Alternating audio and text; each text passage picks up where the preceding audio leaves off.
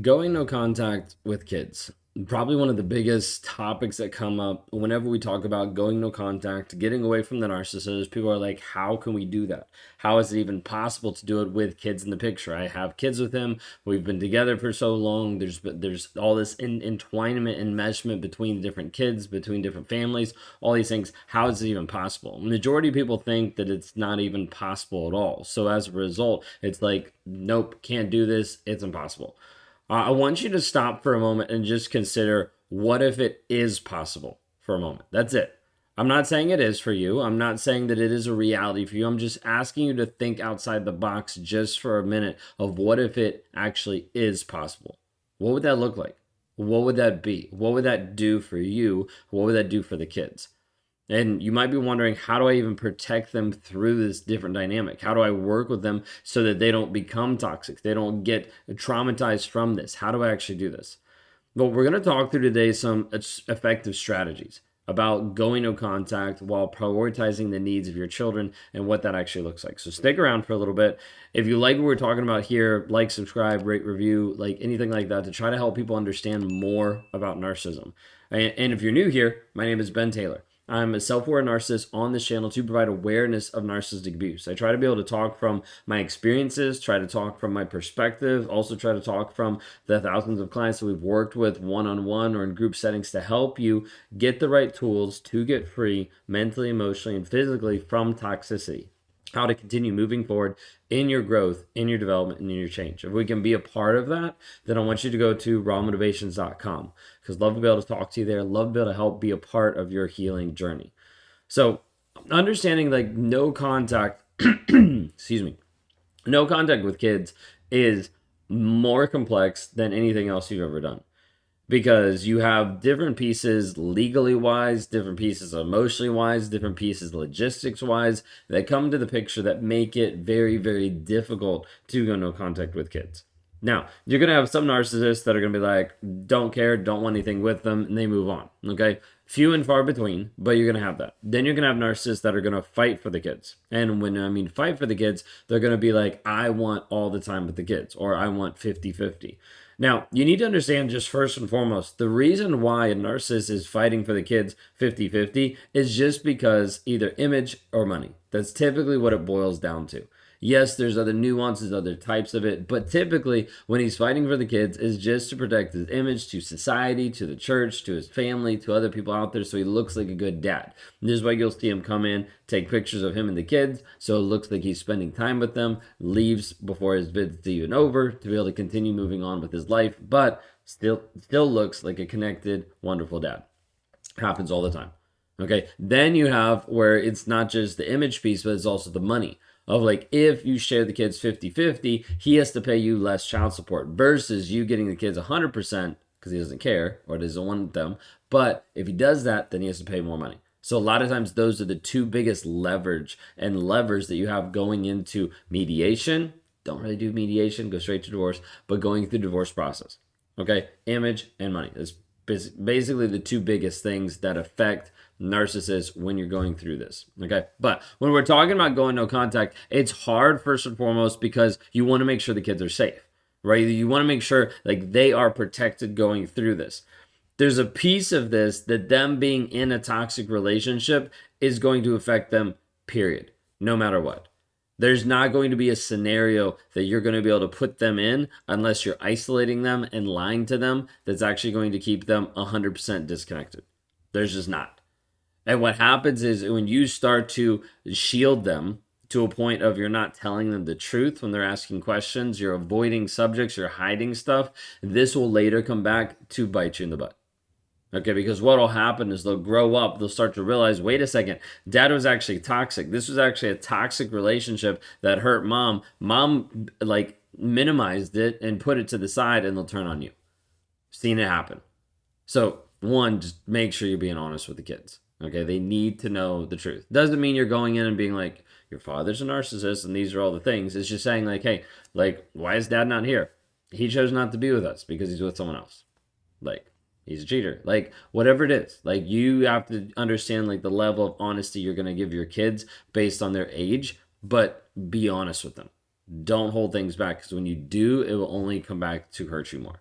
Okay, but as best you can, one of the things I want to highlight is being able to create boundaries to help protect them from the toxic behavior.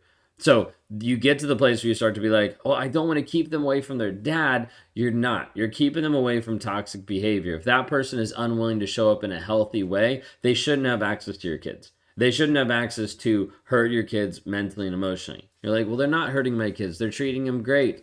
Are they really? Because they've already broken up with you, or they've already cheated on you, or they've already lied to you. And that example is what they're going to be showing your kids.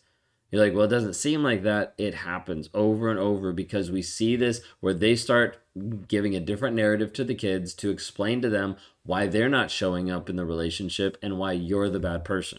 This is where parental alienation comes in, and they start alienating the kids from you through lies that they've been telling.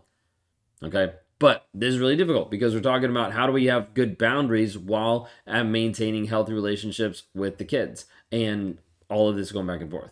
Okay, you might get to the place where you realize, hey, your narcissist behavior negatively affects the kids, their well-being, their emotional, their mental support. This gets you to the place of like, I have to seek a better environment for them. So you go no contact.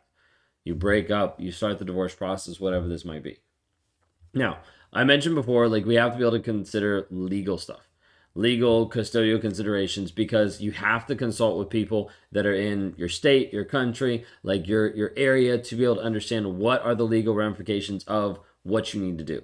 Some places it's easier than others. Some places it's automatically 50-50. Some places you have to file differently. There's a lot of different pieces. I don't deal in that piece. I deal in the mindset piece and what they're actually thinking on the other side. So legal advice is not the part that I take, but that's a piece that you need to be able to understand. What are my rights? What are my responsibilities regarding custody, visitation? How do I put this in? What I would say is, going through the divorce process, be incredibly specific about what you not just want, but as far as how the communication is going to work, how the custody, how the swaps are going to work. You have to be really, really clear with this. Otherwise, it will get violated. Like, you will have your boundaries pushed over and over and over again. So having a parenting plan, a communication plan, this is going to help safeguard your kids from this excess tension that's going to happen between the two of you. Now, is it still going to happen? Probably, because the majority of narcissists are going to push back on you anyways, but you want to be able to have this set in stone as best as possible. Okay, the whole aspect is you want to be able to minimize the opportunities, the gray areas in this aspect where narcissists are going to exploit the situation. Try to be able to get you to react, how to get you to respond, so that you look like the crazy one. So reach out for legal support so you know what's going on. All right. Then, like, communicating through another person or communicating through a third party. So this might be like communication through an actual person, a third party person, or a third party app where it's like tracked and able to be submitted to the court. This is going to help a lot of times with this going no contact piece, because they no longer have access to your phone. They no longer have access to your email. They no longer have access to you. They only have access to that app in regards to the kids. Then anything they say there, you can also take back to the court system and be like, look, this is abusive. This is how he's responding. He's unwilling to work with me. All these different pieces. Okay, the whole goal is you want to minimize contact first and foremost. So if you can't go no contact, it's like, let's minimize it completely. Okay, let's get it into only email, or let's get it into an app or things like that. And this is where people struggle, because they're like, well, I told him to get into the app and he didn't. That's where you bring in some of the no contact piece of like, hey, would love for you to be able to interact with the kids when you need to know what's going on. This is how we're going to do it inside this app. And then he's like, well, you keep me from the kids. No, we're doing it inside this app. So more than welcome to answer your questions, talk to you, interact with you about the kids only inside this app. And then you block and you go no contact with everything else, and then he either shows up on the app or he doesn't. People are like, that seems aggressive, or that seems like, how would that even work? It works, because the narcissist will keep trying to push your buttons and realize when you actually mean your boundaries for once, then he actually starts either falling in line or breaking them completely, and you can go back to the court system and be like, hey, this is what's going on, and then go legal action.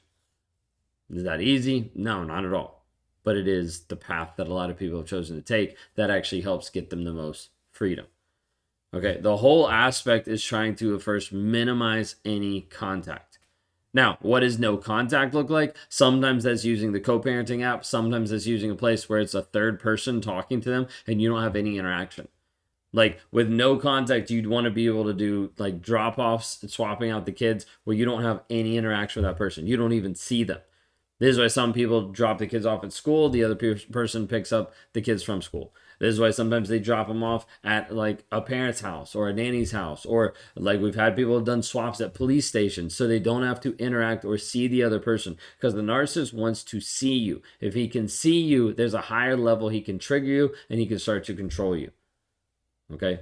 Going no contact is not easy in any regard. With kids, it's harder. Okay? But it is possible. There's multiple people that I've talked to that we've coached that have gone completely no contact with having kids with a toxic person, whether that's even from domestic violence, whether it's different aspects that they've been able to get restraining orders, different things that they've brought into the table to help with that. But it is possible. Just putting that out there. Now, it might not be probable or applicable for your situation, but there is several people that have done it. And I say that just to expand your aspect of thinking of he doesn't need to have as much access to you as he probably does. Like he doesn't need to be calling you. He doesn't need to be FaceTiming you. He doesn't need to be interacting with you in those regards. You need to limit the access so that you're as minimal or as no contact as possible.